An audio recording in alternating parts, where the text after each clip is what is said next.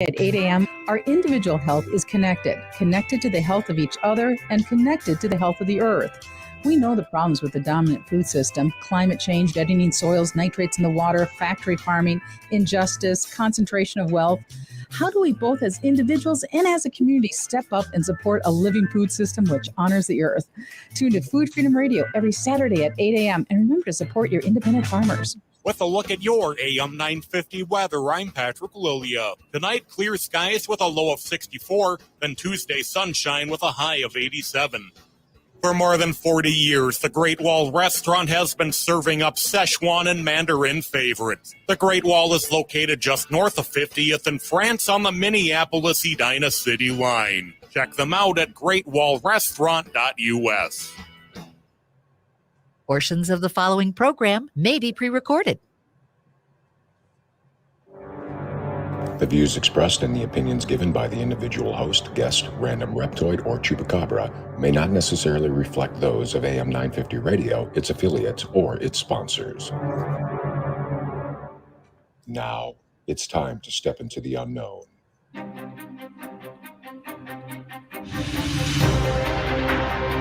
There are things people experience but never talk about.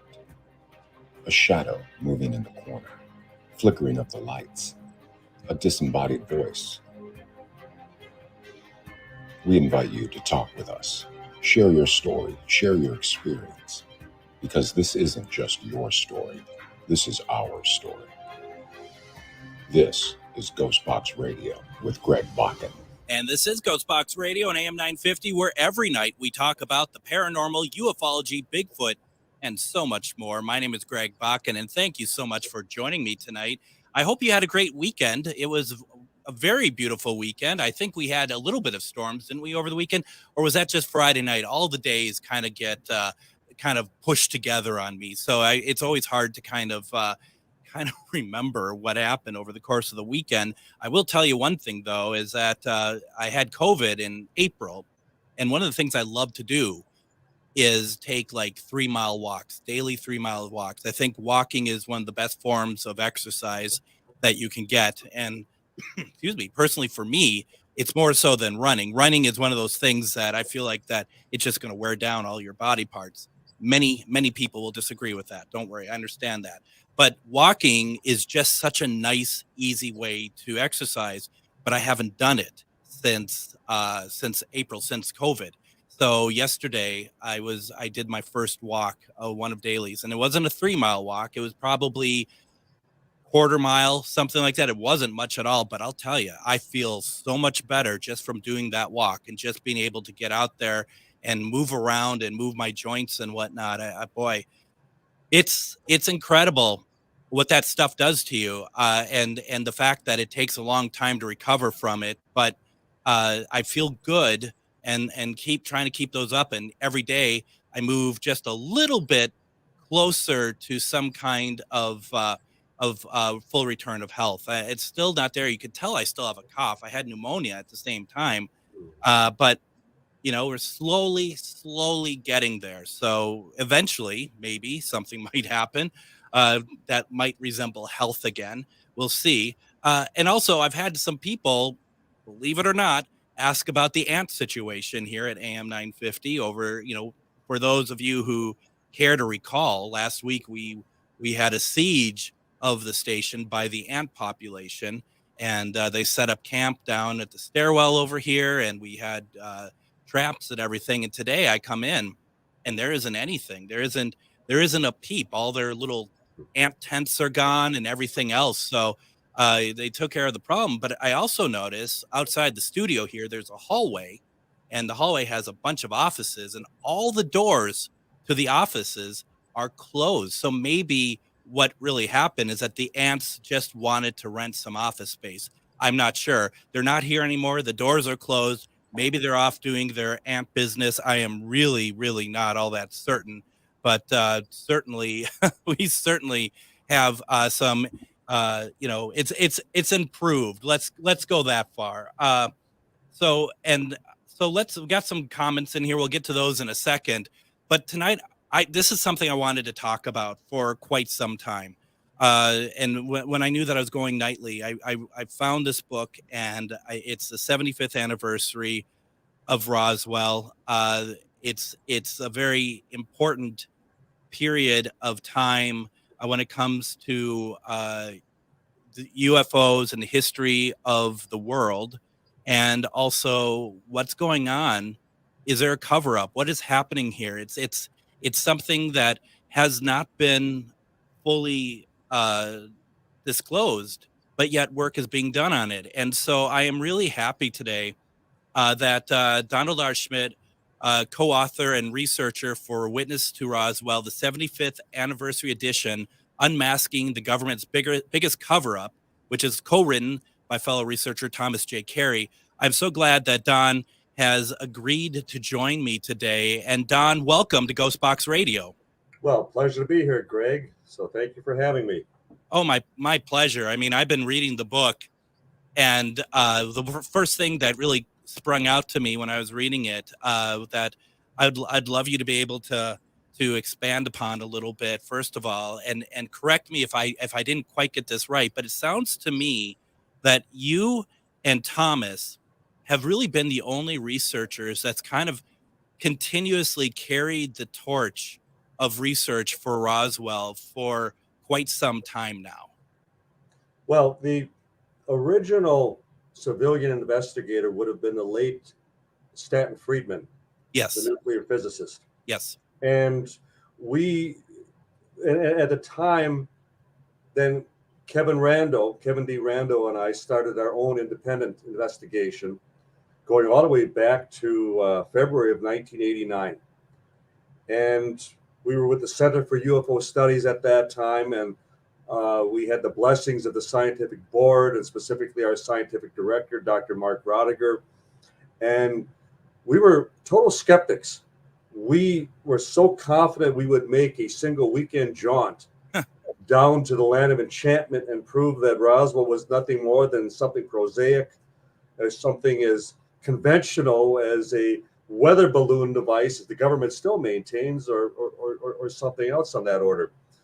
And here we are all these years later, where even after Kevin and I parted ways, and then I started working with Thomas J. Carey, who you mentioned, Yeah. in 1998.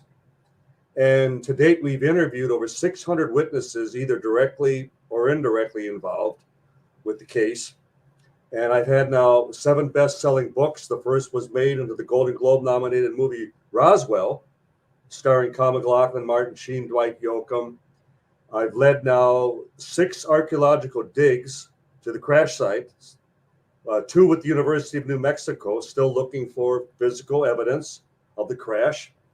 But what I remain most proud of is the fact that we have spent all the time and effort tracking down every possible witness who could go on the record, and whether it would be with a sworn affidavit or a video deposition, or sadly, in the last number of years, more and more of the deathbed confessions, but down to a man, woman, and child, that they would swear it did happen. That first announcement on Tuesday, July 8th, 1947, that they had actually captured a flying saucer, was the correct, truthful explanation to what actually did crash north of Roswell back at that time. And you got to think, if you have, and that's one of the things that's highlighted for this edition of Witness to Roswell that you can get through Amazon, there's a number of deathbed confessions, but just let alone, you said about 600 people interviewed, that they're all saying that this happened. There has to be something to that, right? I mean, you can't just ignore that and still be like, well, if the government hasn't said so, therefore it means that it's not true. I mean, there has to be something to that for all these people, independent of each other, of course, saying it. Whether civilian, the highest ranking or highest ranking military, to civilian, even children. And the idea, as you mentioned, even deathbed confession. We've had judges, we've had lawyers, time and time again, tell us that we could take this into any court of law and win hands down. And then when you also consider that deathbeds are admissible, they are accepted as physical evidence in a court of law. Well, we can't throw out the Roswell just because we don't like what they're saying. Yeah. And then allow all the others, to stand. No. They either all are accepted or none are accepted. And I'm talking about every possible category as far as within a courtroom. And so to me, from beginning as a skeptic and then listening to both military and civilian describe the wreckage identically. Yeah. I mean, holding in their hands and realizing that they were holding something of an unearthly origin, as one of them put it, that they knew they were holding something that was not made here. You can't help but step back and go, what if they're telling the truth? I think it's too many times, and I'll remind journalists that even after they summarily dismiss someone's account on any topic, you need to step back and just ask yourself for the moment, but what if they're telling the truth? Yeah. And who are you to judge? You need to, flesh out an investigation, talk to additional witnesses, and then see where it goes. And that's what we did, Greg. We essentially allowed the evidence to take us wherever we arrived, wherever it did. We didn't have any preconceived notions or theories or hypotheses as what happened. We investigated all the alternative simultaneously, and we found them all lacking any eyewitness testimony, any documentation. They had no bearing as far as in truthfulness. So what are we then left to do except actually then accept the eyewitness testimony? And for that matter, what is history made of but nothing more than eyewitness testimony? Absolutely. So why is, and I know this is probably the number one question that you get asked, perhaps of all time, is why is the government stopping us from finding out the truth about this place? Certainly back at the time, back in 1947, the beginning of the Cold War, and just 2 years before, with the first detonation at Trinity in New Mexico, the atomic bomb, and then the two bombs, Little Boy and Fat Man, as far as over Hiroshima and Nagasaki, ending World War II. Mm-hmm. The race as far as in developing atomic energy, atomic weaponry, was at the forefront. And then you have this happen. You have the recovery of a craft of unknown origin. And you don't know if it's a vanguard of an approaching invasion. You don't know from where, from why, or from who. And as a result, all you can do is stall for time in hoping that you are able to essentially find the on button, possibly reverse engineer some of this advanced technology, but above that, establish what we're dealing with here. I mean, what does this represent? And if there's anything to be garnered as far as from the technology, that you beat your opposition to the point that we find as far as access to this new technology before the Russians do, before any other country should. And so perfectly justified at that time. Sure. So through the years, and as most cover-ups go, they become self-perpetuating, that a stigma will develop, it becomes taboo, you get labeled a conspiracy kook if you question anything about it. And so it tends to take care of itself. It maintains, its own cover-up, so to speak.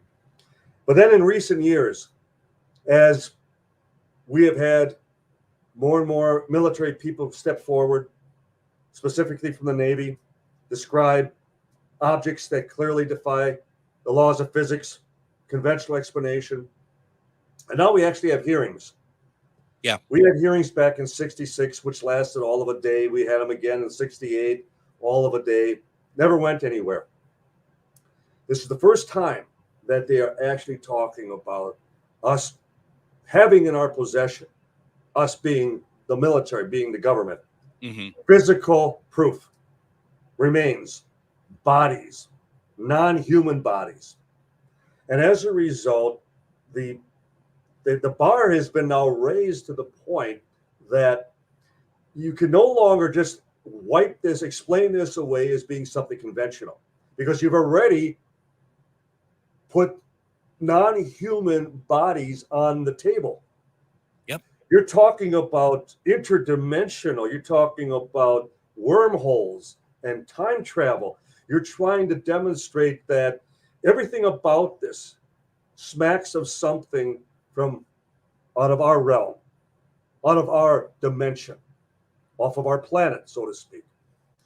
And you're the Pentagon, and you've been the arbiters of this cover-up for now 76 years. Well, you're not going to just roll over and acknowledge, well, yes, not only have we deceived the American people all this time, but we've also deceived the commander-in-chief. Right. We've deceived all of the elected representatives who essentially write our checks, appropriate our budgets. And you not only have a lot of egg on your face, but then there's also the culpability, the accountability, because through the course of that subterfuge, that cover-up, you have threatened and you have intimidated and you have created a level of fear amongst witnesses, including civilians, including children, that you're going to have hell to pay. Yeah. And so I feel that the old order, and I've often heard this from this growing faction of new officers in the military, they want this to come out. They feel they have also been deprived, that the old order has not passed it down to the new. And so they're rooting us on the sidelines, doing what we're not shackled and handcuffed to still do. And so we feel that we're truly doing a service to, all humanity in that regard. And I'd like to feel that the military finally feels that they can wash their hands of something that generation, they're all gone. They've all long taken their sins with them, so to speak. And sadly, a lot of the answers, a lot of the truth. But we need to move forward. And that's where we're stepping in and saying, we understand. You had a burden that we would not have wished on anyone. You were trying to get answers at the same time. You were trying to keep peace and prevent panic. I mean, keeping in mind, Greg, that Roswell was just 8 years after the War of the Worlds broadcast. So that was very fresh in their memories at that time. It is very true. Don, why don't we do this? Why don't we go ahead and take our first break here? And when we come back, I have some questions in the chat room. Anyone else who wants to add questions, you're more than welcome to do so. And we're going to continue talking about Witness to Roswell. You're listening to GhostBox Radio on AM 950.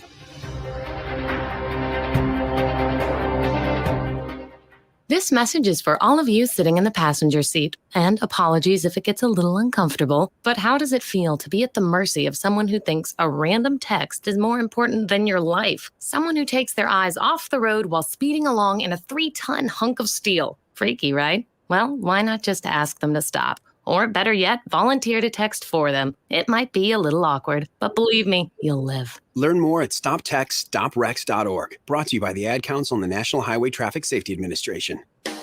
Hello, this is Ellie Krug with Ellie 2.0 Radio. Now my show will be on Saturdays from 10 to 11 and replayed on Sundays from 1 to 2. You will get to the best of Ellie 2.0 with talking about idealism, with guests who come in and who are idealistic, who are trying to change the world, and you will get me, Super Idealist. Tune in. We can't wait to hear from you, and you'll hear from me Saturdays from 10 to 11. I love my Toyota vehicles, so when it's time for me to get my service done, there's only one place I go, Rudy Luther Toyota. They know Toyotas inside and out. It starts with them checking your alignment and tire treads with their Hunter Quick Check Drive inspection service. Oil changes, tires, batteries, wipers, no matter what you need done, they can help you with reliable Toyota parts and the best service team in Minnesota. Check out their website, rudyluthertoyota.com, for service and part specials just for Toyota vehicles. Get your Toyota serviced at Rudy Luther Toyota, 394 and 169 in Golden Valley. Connections Radio Show is all about tapping into our hardwired hunger to connect. We examine meaningful connections to ourselves, our community, and the world around us. By opening the door to innovative insights by a wide variety of interesting guests, we'll make the connections to something bigger than ourselves. Join me, Lori Fitz, your host of Connections Radio Show, and together we'll make the connections. Saturday mornings at 9 a.m. on AM 950, the progressive voice of Minnesota. And don't forget that this Wednesday, August 2nd, how is it already August? My goodness. Ghost Stories and Beyond returns to Billy's Bar and Grill in Anoka, Minnesota. That's going to be at 6:30 p.m. Once again, that's at Billy's Bar and Grill in Anoka. You can come out, see Shar Savoy and myself as we talk about all sorts of wonderful ghost stories, stuff that we've experienced. But don't forget, folks, this is where we get to hear from you as well. Come out there. Tell us your story. Tell us your experiences, because that's what it's really all about. And that's, quite honestly, that's the fun part about it. I hear my stories all the time. I'd love to hear what you have to say. Have you gone out any investigations this year? Have you done anything that you would like to talk about? Would love to hear about it. $10 to get into the event. This does not include food or drink, but the food, for example, if you like burgers, it's half-price burgers over at Billy's on Wednesday, and it's going to be a lot of fun. So I definitely would recommend that everybody go and check it out. And if you can, I mean, you got to be local, of course. That's the only thing. And also, we still have some tickets left for to see Dave Schrader, August 18th through 20th. Tickets are still available.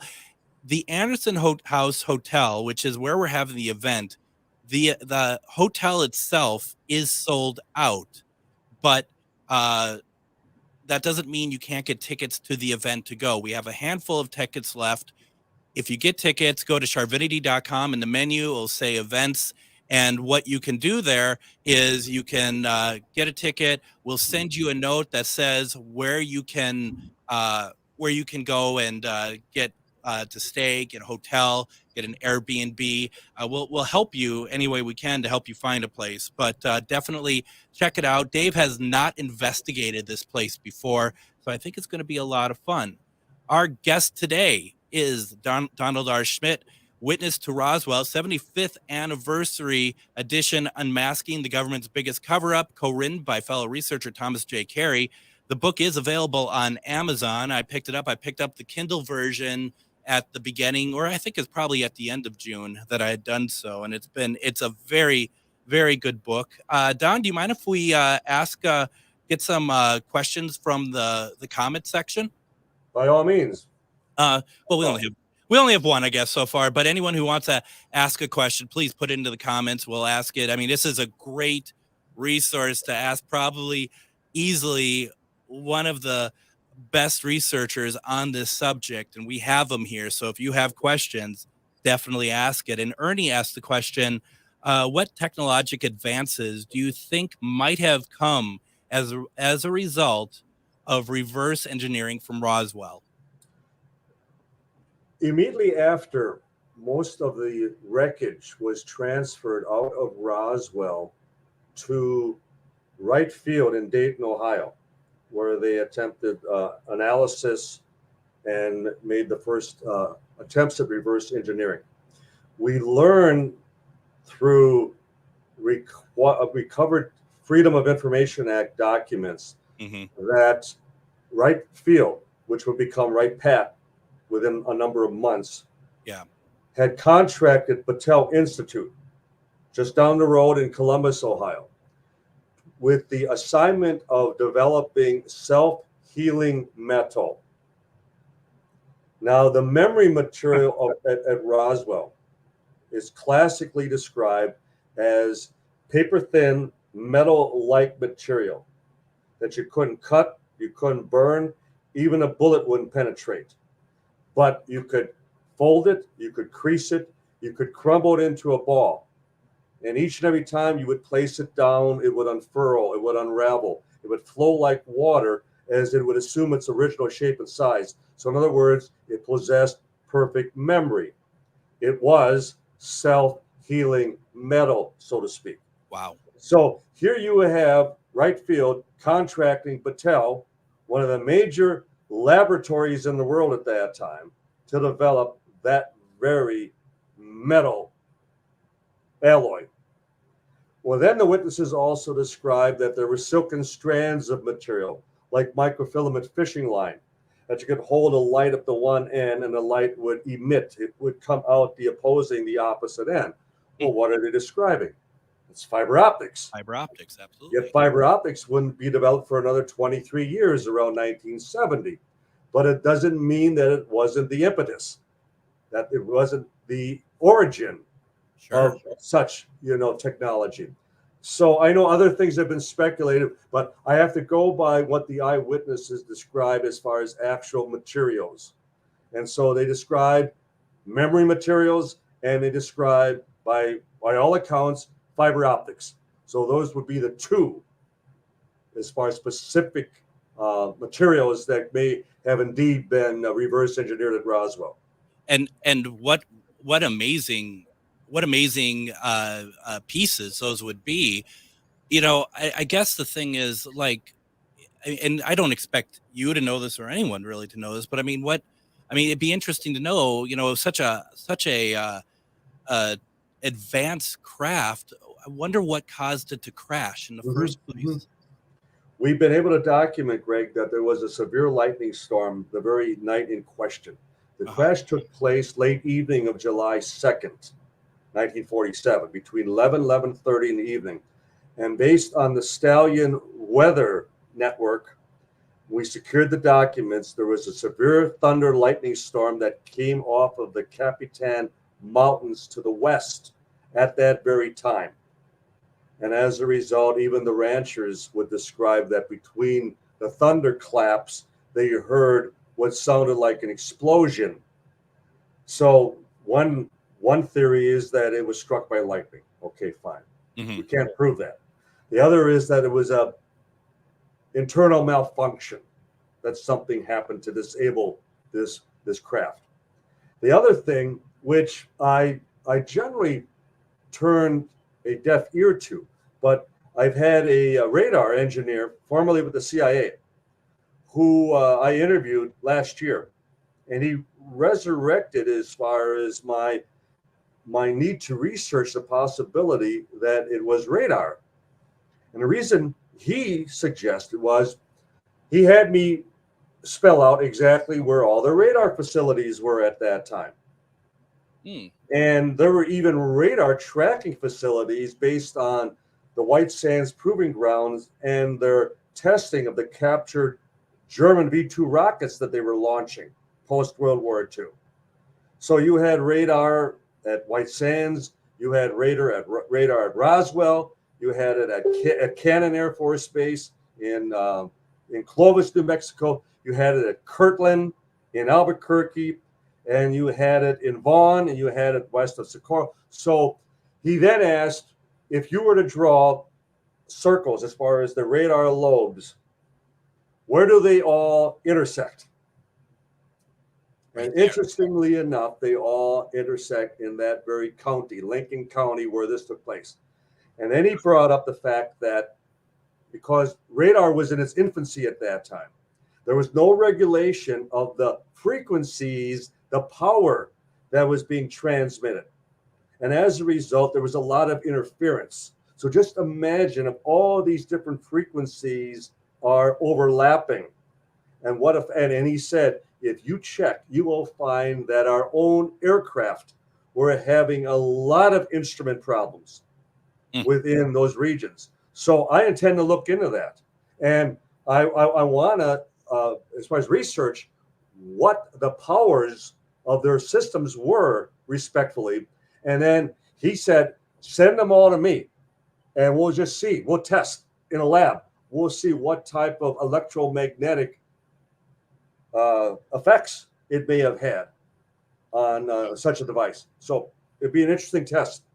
That would be really interesting. And then the follow-up, Ernie, who had asked the first question, he had also asked if stealth technology originated from the stuff picked up from Roswell. Nothing described by the eyewitnesses to suggest any stealth like material. Yet we know that UFOs are often observed visually, and yet there is no radar confirmation. Yeah. Okay. And I'll never forget, I was speaking over the phone with a Colonel Richard Mitchell, who was in charge of Army intelligence at the Pentagon. And he was assisting me in trying to pull the records of some of the former intelligence officers stationed at Roswell and 47. And we were having, very few results, really finding out anything, as though there was even a bit of a black hole situation going at that time. And then we were talking about technology, and all at once he blurted out, "Well, where do you think we got the stealth technology?" So whether it was a Freudian slip or he was trying to help me, but he actually made that comment. Where do you think we got the stealth technology? Wow. So, Wow. And then, do we have an idea what the craft looked like? only from the remains of the pod, the capsule, because we had a debris field that covered an area of almost a mile long. And then you had a final impact site about 25 miles from there, 35 miles north of Roswell. And it was described egg-shaped, about the size of a Volkswagen Beetle. So was this the internal cabin, like an escape pod? Sure. We can only speculate, but we have them. So I guess it's hardly a stretch to even question that they might have had them even at that time. I mean, if they're going to be more advanced and be able to travel through great distances, it seems not unreasonable to think that. We're talking with Donald R Schmitt, co-author and researcher to the book Witness to Roswell, Unmasking the Government's Biggest Cover-Up. We've been talking about this is the 75th anniversary of this. If you have any questions, please put them. If you're watching us on a Facebook Live or Twitter or YouTube, please put a question in. I'll be happy to ask that to Don. The $1 million question for me, though, is the talking about the bodies, the alien bodies. What was recovered? There were 4 bodies recovered, and 2 of them were about 2.5 miles southeast of the debris field, atop a bluff that we call the D. Proctor site, because he was the one who identified that location. Sure.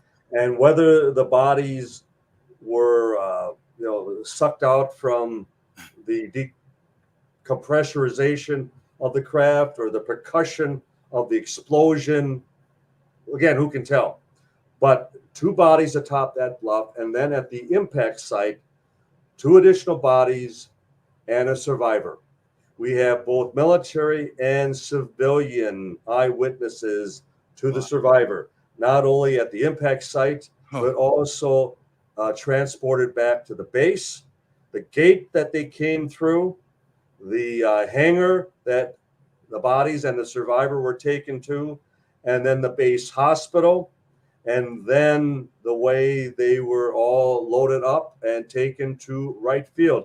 I can tell you even the 2 flights and the 2 B-29 bombers, one was called, one was actually a C-54, I should say. That was piloted by O.W. Pappy Henderson, and the other was a B-29 called the Straight Flush, which was piloted by Colonel James Eubanks.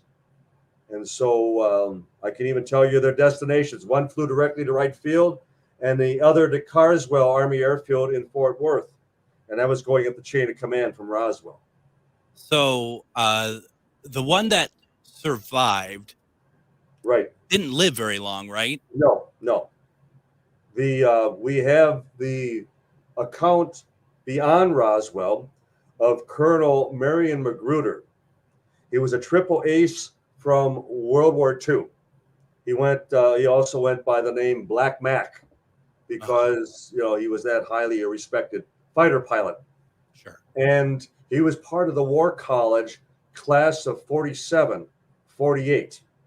And he would tell his 5 sons independently about the War College being assigned to Wright-Patterson sometime after Roswell.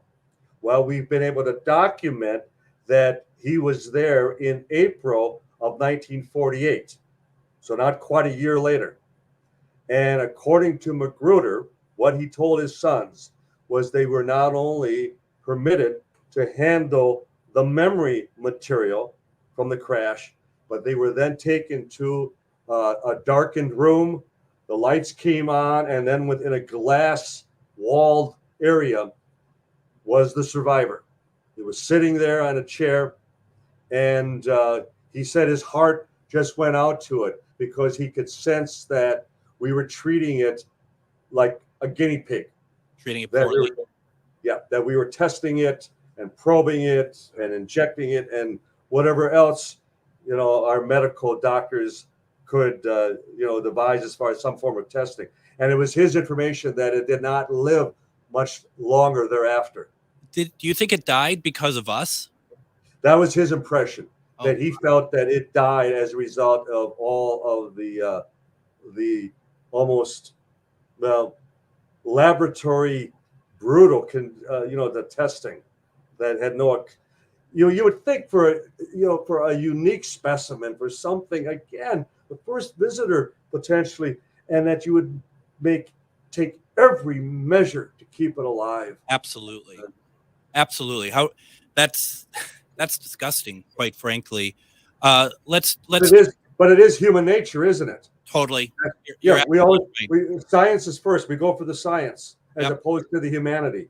Ask questions later, bring in humanity afterwards. Yeah, right, absolutely. Right. Don, why don't we do this? Let's go ahead, take another break here.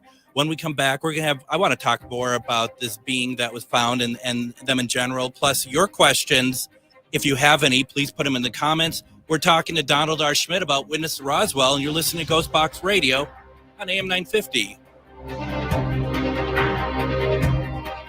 Why must the world be so cold? They've gone against what was told.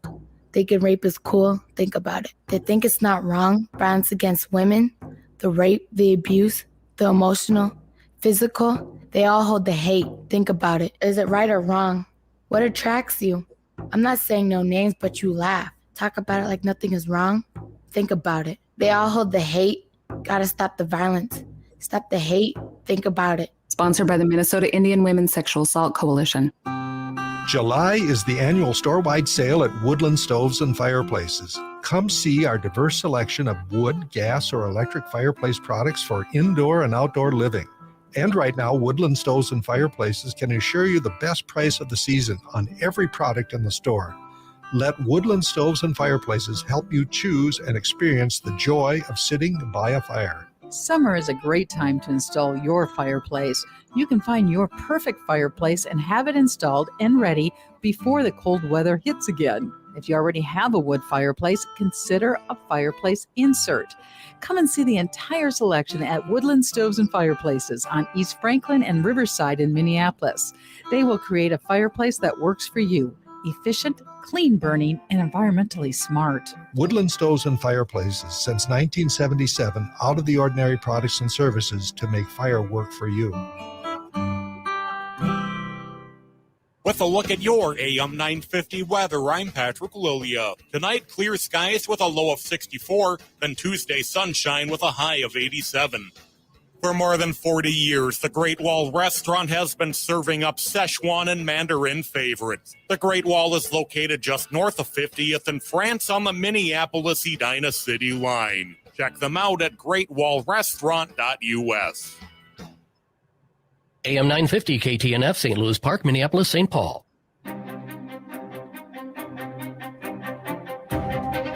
And welcome back to GhostBox Radio. My name is Greg Bakun. Thank you very much for joining us. We are having a very interesting conversation with Donald about Roswell, the 75th anniversary.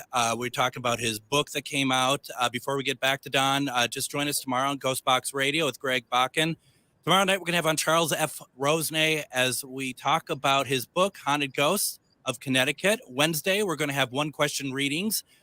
So if you have a question that you want to ask a medium, please get that ready. Thursday, we're going to talk cryptids with Robert Robinson.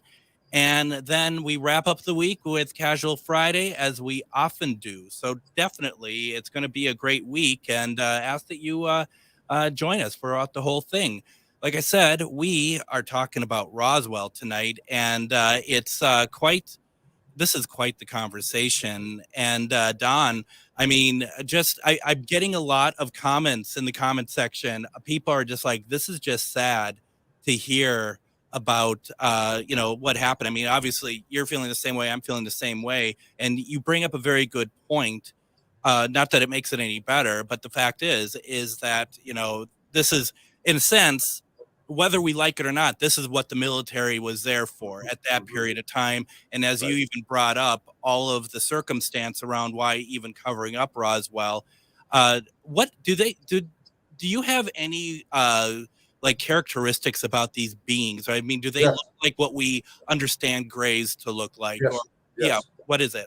And even much to the credit of the witnesses at Roswell, they didn't call them spacemen, they didn't call them aliens. They talked about the little people, the little men, the small bodies. One of the personnel from 1947 at the base was asked by CBS 48 Hours, Phil Jones, well, how do you know they weren't from here? To which he responded, they sure weren't from Texas. So they knew. Yeah. They had absolutely no question of what they were dealing with. But unanimous, I mean, again, military, civilian, they all describe them as about 3.5 to 4 feet tall, ashen gray, larger disproportionate heads, large horse-like eyes, diminutive nose, mouth, and ears, and a silver gray jumpsuit from the neck that didn't cover the hands, but would cover the feet as well. One piece. And longer, arms than proportionate to the rest of the body, that type of thing. So it really, in many respects, served as the origin for the Greys, as they are commonly, called. Yeah. But it started at Roswell. Did the one that survived, did anyone say it spoke at all? Like, I didn't expect it to speak English, but like any sort of tone or anything? Telepathically. Oh, it did do telepathically. Yes. In fact, one of the firemen, he was a crew chief. His name was Dan Dwyer. And he and another fireman by the name of Ed Reeves, once they got word about the impact site just north of town, because the phone line, the courthouse, the sheriff's office, and the firehouse adjoined. And there was one phone line coming in to both.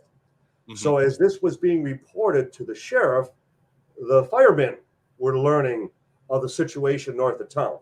So it was Dwyer and Reeves that drove out there, and they happened to arrive just before the military would come into the scene.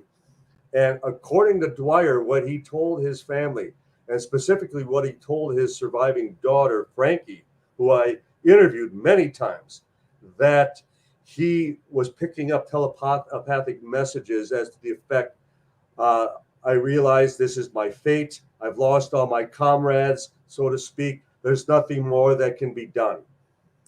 And Magruder described the feeling when seeing the survivor at Wright Pat within that glass room, that he could feel the sadness, and that his heart, as I said earlier, he just broke for watching what clearly was a superior intellectual being, and yet we were treating it like a lab animal. Oh, that is just sad. And I think it's really important that this point gets made, because I think for so many of us, and not to lump anyone together or anything, but I mean, I feel like we do see them as just aliens, things that we don't understand. You, They're things. Greg, can you imagine? I can't tell you how often I've talked to military. They call them critters. Critters. Or the fact that why are aliens always depicted as being naked? Like they don't even know enough to word. No. Every occupant case from Roswell on, they're described as wearing some form of garment, a spacesuit, even helmeted suits, that type of thing. But nonetheless, they're always covered. It's like we have to always downplay. We have to always diminish anything that may be a threat to us, to something beneath even a human level. Yeah. And to me, that's also deplorable. It is. It's that thing about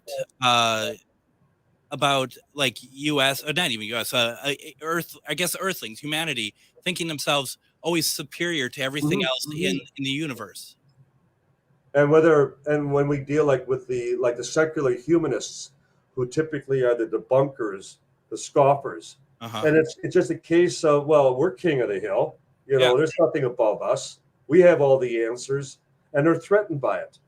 Well, I'm not threatened by you because you don't have all the answers, and you have your minds made up. Don't bother me with the facts. I'm sorry, that's hardly scientific. I wonder why, and this is just like conjecture, truly, but you got to think that this very possibly could have been some kind of military flight or something, that whatever this came from, if it was us losing a plane or something in another country, we would go after it in some form, but we've never really seen that in this case, have we? No, not at all. And I always remind people that this was a holiday weekend, 4th of July weekend. Most military personnel were home on leave with their families. Nothing had been reported missing. They were not testing anything. The skies were clear. So what did this represent? When, as often as we have been out to the crash site, to the debris field, and as often too that I've been in a small airplane or a helicopter flying over the area, once you are airborne, you can see for 50 miles. It is high desert. It's totally unobscured. The point being that wreckage was out there for days before it was even reported, proving nobody was looking for anything. Wow. So that too, easily dismissed. We weren't looking for anything that had gone off course or gone awry.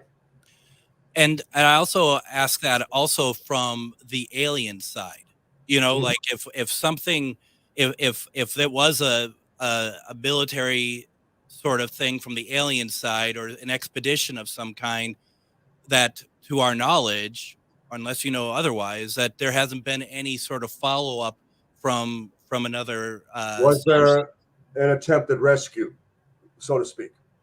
Was there? Dr. Lincoln La Paz was the famous meteor expert at that time, and he worked with the Manhattan Project and the Japanese Fugal balloon bomb situation. And he arrived from Washington in September, so just 2 months after the incident. He'd been briefed in Washington, and his assignment was to determine the speed and trajectory of this craft. And I hardly have to remind any of you that a balloon doesn't have speed and trajectory. No, so it doesn't. This was his assignment. And we interviewed the very non-commissioned CIC officer, counterintelligence, it was Master Sergeant, I shouldn't say officer, but non-commissioned officer, Louis Rickett, who was assigned to assist him for 3 weeks in the field. And what they did was they interviewed all the ranchers throughout that entire region. And they found that rancher after rancher were describing for nights upon nights of observing glowing spheres of light that were projecting lights to the ground below, as though they were looking for something, searching for something. There were no helicopters, nothing within that region at that time at any of those military bases. Helicopters were also in their infancy at that time, and projecting these beams of light that lit up the whole hillside. We didn't have such power back then. So their impression was these were search objects that were looking for their comrades, so to speak. That's pretty incredible. And kind of it's just the imagery around that is just pretty incredible. With that, we're talking with Donald R Schmitt. He's a co-author and co-researcher for the book Witness to Roswell, Unmasking the Government's Biggest Cover-Up. The book is available on Amazon. Also, as always, I added it to my GhostBox Book Club page on ghostboxradio.com. If you forget the name of the book, or if you want to look it up, definitely go there as well. You know, and that was going to be a question I was going to ask as well, was if we knew how fast the craft flew into the earth. Well, it didn't. You know, there was no impact. It was a midair explosion. Oh. In fact, even the intelligence officers, who were Major Jesse Marcel of the 509 Bomb Wing, and then a counterintelligence officer, Captain Sheridan Cabot, when they arrived first at the scene, after they were alerted to the crash, their first impression was midair explosion, based on the pattern of the debris field that had covered an area of 9/10 of a mile long. There was no crater, nothing suggesting impact. So it was a midair explosion, whether, again, struck by lightning or internal malfunction from radar. Again, we have no idea, but nonetheless, it caused the craft to break up. Now, I want to veer a little bit. We have about 3.5 minutes left. We don't have a ton of time left, but as we've moved on 75 years now since Roswell, do you believe that we are, as a U.S. government, and I don't care about other governments, I just want to talk about U.S. government, is working with aliens now? Or do you think everything that we have learned that might come from an alien background, like reverse engineering, whatnot, comes from crashes? I'm very reluctant to actually attribute any technological breakthroughs to alien technology. I see that in most cases it's a natural progression, and that whereas it may have served as a impetus, it may have served as creating the blueprint, so to speak, but we still had to follow through on it. We still had to actually develop it, make it work. Yeah.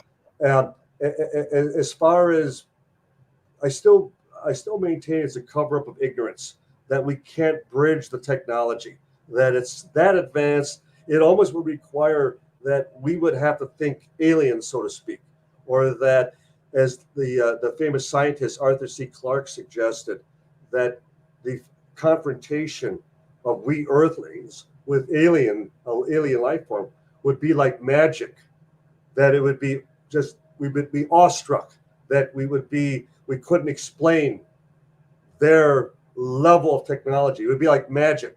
How did they make that work? How does that happen? That type of thing. And for all these years, I think, as I mentioned, cover up of ignorance. We still don't know from where, from why, and from who. And I am more and more entertaining, as they did in the congressional hearing last week, where it even came up, the idea of interdimension, that it's something that exists around us and it's able to slip in and out. I asked the question, Greg, why do UFOs need lights? Why are they lit up like Christmas trees at times? As if that makes any sense. And why are they every shape and size under the sun? And then even the occupants that would have my colleagues suggest, oh, we're being visited by dozens and dozens of different races. Well, no, not if it's interdimensional. It becomes like they're able to take on whatever appearance they choose to. And it's like tricksters, and like the folklore of like gremlins and leprechauns and things of ancient folklore, the idea that they slip in and out, and we don't know any better for it because they're not existing within our plane of our realm of existence. So it puts everything on the table. Everything's possible. It sure does. And we have about 20 seconds left, but I have to ask, if that alien survived, I mean, boy, where would we be now? Oh my God. Where would we be if the Apollo space program would have continued? Where would we be if there would have been communication, as far as that we would have been able to then learn and take in, such knowledge, and especially of survivability. The idea that if another species can survive 100, 1,000, 1,000,000 years beyond us, I guess there's a chance for us as well. And so what a loss. Absolutely. Donald R Schmitt, the book is Roswell, A Witness to Roswell, Unmasking Government's Biggest Cover-Up. Thank you very much for joining us tonight. My pleasure, Greg. We'll do it again sometime. Thank you. I'd love to. And we'll be back tomorrow. Take care, everyone. Hey, Minnesota, it's Brad Friedman, host of the Bradcast. You're listening to AM 950 KTNF, St.